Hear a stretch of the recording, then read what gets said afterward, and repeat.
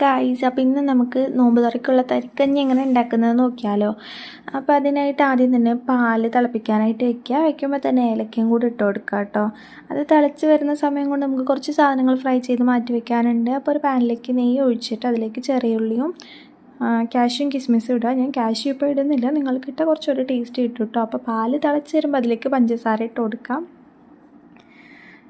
എന്നിട്ട് ഈ ഒരു സമയമാകുമ്പോൾ ഇത് മാറ്റി വയ്ക്കുക കേട്ടോ, ഓഫ് ചെയ്ത് വയ്ക്കാം. അതിന് ശേഷം ഇതിലേക്ക് റവ ഇട്ടിട്ട് ഒന്ന് കുറുകി വരുമ്പോൾ ഈ ഒരു പരുവമാകുമ്പോൾ നമ്മൾ ഫ്രൈ ചെയ്ത് മാറ്റി വെച്ചതും കൂടി ഇട്ടിട്ട് ഓഫ് ചെയ്യണം കേട്ടോ. ഈ സമയത്ത് ഓഫ് ചെയ്താലാണ് നമുക്ക് തണുത്ത് കഴിയുമ്പോൾ കറക്റ്റായിട്ട് കിട്ടുള്ളൂ, ഇല്ലെങ്കിൽ ഒരുപാട് തിക്കായി പോകും കേട്ടോ. ഇങ്ങനെ ഈ ഒരു കൺസിസ്റ്റൻസിയിൽ തന്നെ ഓഫ് ചെയ്യണം. കാണുമ്പോൾ നമുക്ക് നല്ല ലൂസായി തോന്നും, പക്ഷെ അത് തണുത്ത് കഴിയുമ്പോൾ ഇങ്ങനെ കറക്റ്റായിട്ട് ഈ ഒരു കൺസിസ്റ്റൻസിയിൽ കറക്റ്റായിട്ട് നമുക്ക് കിട്ടും കേട്ടോ. അപ്പോൾ എന്തായാലും എല്ലാവരും ട്രൈ ചെയ്ത് നോക്കുക, അഭിപ്രായം അറിയിക്കുക. ഇഷ്ടപ്പെട്ടാൽ ലൈക്ക് ചെയ്യുക, ഷെയർ ചെയ്യുക, സബ്സ്ക്രൈബ് ചെയ്യുക.